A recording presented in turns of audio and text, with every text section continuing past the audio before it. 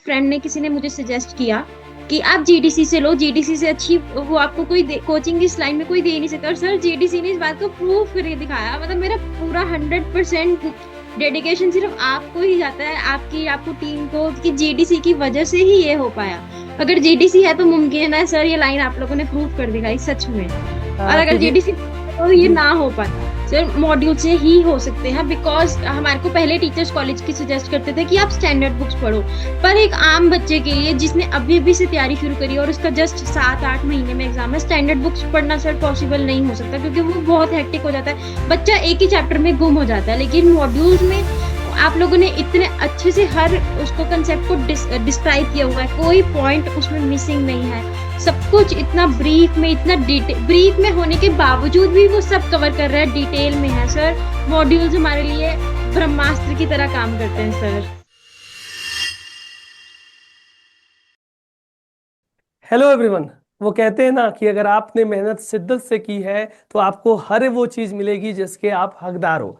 जिडिशंस जो हमेशा आगे रहते हैं, कभी भी मेहनत करने से पीछे नहीं हटते और हर एक रिजल्ट में सबसे आगे जिडिशंस ही दिखते हैं। तो उसी कड़ी में एक और होनहार जिडिशन से मिलवाने जा रहा हूँ, मुस्कान, जो कि हरियाणा से बिलोंग कर रही हैं और इस बार के जीपैट के एग्जाम में इनकी ऑल इंडिया रैंक 300 इन्होंने अचीव किया है। तो सबसे पहले मुस्कान, पूरी जीडीसी टीम की तरफ से बहुत बहुत बधाई इस शानदार रिजल्ट के लिए। Thank you sir, thank you so much. Muskan, कैसे स्टार्ट किया ये सफर, जीपैट का एग्जाम देने हैं, इसको कैसे सोचा और जीडीसी से कैसे जुड़े आप? सर पहले तो जब मैंने फार्मेसी स्ट्रीम ली तो मेरे को जीपैट के बारे में इतना नहीं पता था। फिर मुझे मेरे ही कॉलेज के टीचर से पता लगा कि ऐसे ऐसे जीपैट का कोई एग्जाम होता है। फिर हम लोगों को मोटिवेशन आई कि अच्छा, मास्टर्स में इसकी वजह से इतनी ज्यादा स्कोप मिलती है। फिर किसी मेरे ही रिलेटिव ने, मेरे फ्रेंड ने, किसी ने मुझे सजेस्ट किया कि आप जीडीसी से लो, जीडीसी से अच्छी वो आपको कोई कोचिंग इस लाइन में कोई दे नहीं सकता। और सर जीडीसी ने इस बात को प्रूव करके दिखाया। मतलब मेरा पूरा 100% डेडिकेशन सिर्फ आपको ही जाता है, आपकी आपको टीम को, कि जीडीसी की वजह से ही ये हो पाया। अगर जीडीसी है तो मुमकिन है सर, ये लाइन आप लोगों ने प्रूव कर दिखाई सच में। और अगर क्योंकि जीडीसी तो ये जी ना हो पाता।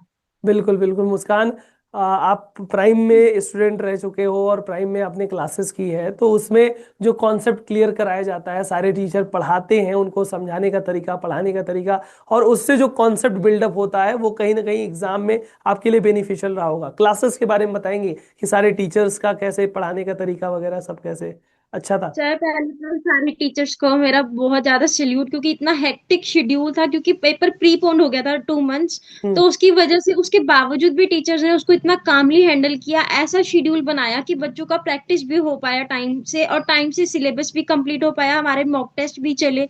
और सबसे ज्यादा जो आप लोगों ने इतना एफर्ट डाला उन क्लासेस में, कभी भी ऐसा नहीं होता था कि हमारा कोई डाउट अनसॉल्व रह जाए, कोई मन में क्लास खत्म होने के बाद भी कोई शंका रह जाए, कभी भी। जबकि एक ही टीचर होता था और उसके पास कम से कम 2000 स्टूडेंट होता था एक ही बैच में, पर बिल्कुल। स्टिल फिर भी वो टीचर, मुझे नहीं पता कैसे मैनेज करता था, पर वो कर लेता था कि हर बच्चे को सेटिस्फाई कर ही देता था। तो वो टीचर का बहुत बड़ा योगदान है सर हमारे लिए। अच्छा मुस्कान, जब आपने रिजल्ट देखा और 300वीं रैंक, मतलब एकदम करेक्ट 300 रैंक आपकी दिखी, तो कैसी फीलिंग थी, कैसा रिएक्शन था घर वालों का, दोस्तों का, कॉलेज के टीचर्स लोग का? मैंने जब रिजल्ट देखा तो मैंने कम से कम 7-8 बार रिजल्ट मिलाया कि सच में मेरा है कि मेरा ही है। ऊपर से भी काउंट किया, पेज के नीचे से भी काउंट किया कि पक्का मेरा ही है। उसके बाद हम सब एकदम शॉक हो गए कि कैसे एकदम से, मतलब मार्क्स भी 266 थे और रैंक भी 300, मैचिंग मैचिंग लग रहा है, ऐसे कुछ गड़बड़ तो नहीं मैं कर रही।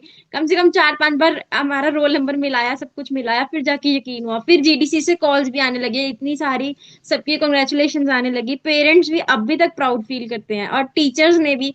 पूरे मेरे कॉलेज में से मैं ही हूँ जिसने क्वालिफाई किया, वो भी जीडीसी की वजह से। वाह तो मतलब आपके जो जूनियर्स होंगे, जो आपके क्लासमेट्स होंगे, बहुत से लोग अब आपसे पूछेंगे कि मुझे भी तैयारी करनी है, मुझे भी अच्छा करना है, तो आप उनको क्या सलाह दोगे?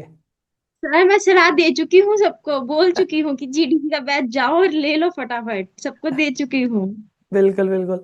अच्छा मुस्कान, जब हमारे प्राइम में आपको पता है मॉड्यूल्स हम लोग प्रोवाइड करते हैं, तो मॉड्यूल कोई भी बच्चा अगर तैयारी करना चाहे, कोई भी फार्मा एग्जाम है, तो मॉड्यूल से उसके कॉन्सेप्ट क्लियर हो सकते हैं? सर मॉड्यूल से ही हो सकते हैं, बिकॉज हमारे को पहले टीचर्स कॉलेज की सजेस्ट करते थे कि आप स्टैंडर्ड बुक्स पढ़ो। पर एक आम बच्चे के लिए जिसने अभी अभी से तैयारी शुरू करी है और उसका जस्ट 7-8 महीने में एग्जाम है, स्टैंडर्ड बुक्स पढ़ना सर पॉसिबल नहीं हो सकता, क्योंकि वो बहुत हेक्टिक हो जाता है।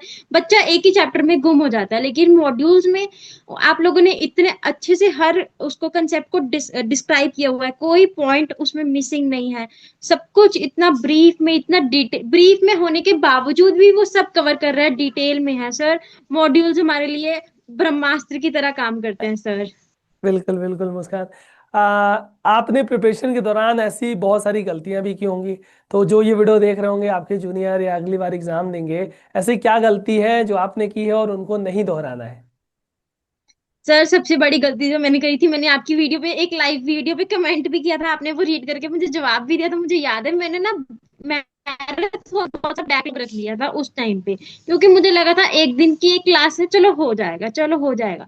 बट वो जितना थोड़ा थोड़ा था, लास्ट में जाके उतना ही ज्यादा हो गया, और इतना बड़ा मेरे लिए वो कंपाइलेशन बन गया कि मैं दिन रात बैठ के मैराथन कंप्लीट कर दी। शायद जिस टाइम पे मैंने वो बैकलॉग कंप्लीट किया, शायद मैं कुछ और प्रैक्टिस कर सकती थी। बिल्कुल। तो मेन जो गलती नहीं करनी है वो है कि बैकलॉग नहीं रखना किसी भी कीमत पर। बैकलॉग होना ही नहीं चाहिए। कुछ सीरियस हो जाए तो ठीक है, 1-2 क्लासेस, 5-7 क्लासेस तक चलता है, लेकिन बिल्कुल भी बैकलॉग तो रखना ही नहीं चाहिए, क्योंकि वो टाइम बहुत बाद में खराब होता है सर। वो टाइम एक एक मिनट कीमती होता है। बिल्कुल बिल्कुल मुस्कान। और अभी आप नाइपर के लिए भी प्रिपेयर कर रहे हो? हाँ जी सर, नाइपर के लिए भी कर रही हूँ। तो अभी इतनी अच्छी रैंक के बाद आपका मोटिवेशन जोश पूरा हाई है कि नाइपर में और अच्छा करना है? सर फुल हाई है, जीडीसी मेरे साथ है, बस अब तब बल्ले बल्ले है। नहीं, हम भी चाहते हैं कि अच्छा करो और नाइपर में इससे भी और अच्छी रैंक आए, अंडर 100 में आओ। और बहुत मेहनत कर रहे हो आप लोग, क्योंकि आप लोगों ने शाम से लेकर के पूरे रात तक क्लासेस करना, फिर अभी होली में भी पूरे जो भोकाल सीरीज थी, मैराथन सीरीज थी, उसके बारे में कुछ बताओ। सर भोकाल के लिए तो मुझे स्पेशली ये लाइन ऐड करनी थी कि भोकाल को देखकर हम लोग तो पागल थे ही थे, क्लासेस लगने के पीछे दिन रात हम लोग खाना खा रहे क्लास लगा रहे हैं ना, कुछ कर रहे क्लास लगा रहे हैं। हमारे पेरेंट्स आप लोगों को इतना सैल्यूट करते हैं, इतना आपकी डेडिकेशन देखे वो लोग इतना बोलते थे कि यार ये टीचर्स कैसे मैनेज कर रहे हैं, इनकी भी फैमिलीज हैं, इनकी भी खुद की लाइफ भी है। बट स्टिल टीचर्स इस टाइम बस बच्चों के पीछे लगे हुए हैं अपना सब छोड़ के। तो सर वो बहुत बड़ी चीज होती है, क्योंकि हम टीचर्स को देखते हैं ना, तो हमारी मोटिवेशन आती है कि एग्जाम हमारा है, नंबर हमारे आएंगे, बेनिफिट्स हमारे। स्टिल टीचर्स हमारे लिए इतना कर रहे हैं, अपने आप को कुर्बान कर दे रहे हैं पूरा। तो सर वो बहुत बड़ा मोटिवेशन होता है बच्चों के लिए। देखिए, सबसे बड़ा मोटिवेशन हम सभी टीचर्स के लिए वो रहता है कि बच्चे दिन रात लगे हुए हैं। टीचर्स तो बदल जाते हैं, लेकिन बच्चे तो कंटिन्यूअसली सारा सब्जेक्ट इकट्ठा अकेले संभालते हैं।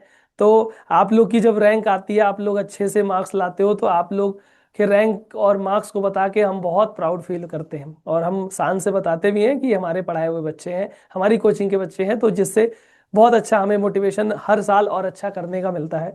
मुस्कान, अब ऐसी क्या ऐसी सजेशन है, सलाह है, जो ये बच्चे वीडियो देख रहे होंगे जो 2027 में एग्जाम देंगे, उनके लिए क्या आप अपने तरफ से सलाह देना चाहते हो?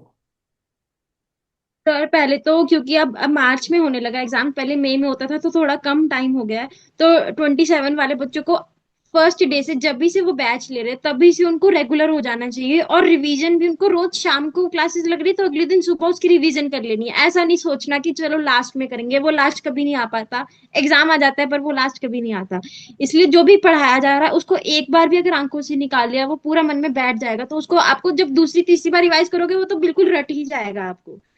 तो यस। रिवीजन करते रहना चाहिए, प्रैक्टिस करते रहना चाहिए। जो डीपीपीज हैं उनको हम सोचते थे कि यार डीपीपीज ही तो है, 10-15 क्वेश्चन ही तो हैं, क्या ही मैटर करती है। पर नहीं सर, डीपीपीज का अपना एक बहुत बड़ा रोल है। हर क्वेश्चन, कोई भी क्वेश्चन वहां पे हमारे को 4 नंबर दिला सकता है, और 4 नंबर की वजह से सिलेक्शन हो भी सकती है और रुक भी सकती है। यस। बिल्कुल। तो मुस्कान, तो ओवरऑल सर वो इन छोड़ना लास्ट नहीं जीडीसी चाहिए। के लिए क्या कहना चाहते हो? सर एक ही लाइन जो जीडीसी वालों ने ही हमें सिखाई है कि जीडीसी है तो मुमकिन है। अगर बच्चे आज क्वालिफाई होके निकल रहे हैं तो सर 99% मैं तो कहती हूँ जीडीसी की वजह से ही है। कोई 1%, एक आधा फैक्टर और उसमें मैटर कर सकता है, पर सर सब आप लोगों का ही हाथ है, हमारी सक्सेस सारी आप लोगों को ही डिवोटेड है। बिल्कुल। और हम भी ये मानते हैं कि बच्चों की भी मेहनत बहुत होती है, हमारा तो मार्गदर्शन रहता है, गाइडेंस रहता है। बाकी पूरा का पूरा मेहनत बच्चे करते हैं, दिन रात एक करके पढ़ाई करते हैं, मेहनत करते हैं, परिश्रम करते हैं, और उनके हकदार वो ही हैं। तो आप लोग को भी बहुत बहुत बधाई, बहुत बहुत अप्रिशिएशन। हम अपनी पूरी टीम की तरफ से आने वाले एग्जाम, जो नाइपर एग्जाम है, उसके लिए बहुत शुभकामनाएं देते हैं मुस्कान आपको।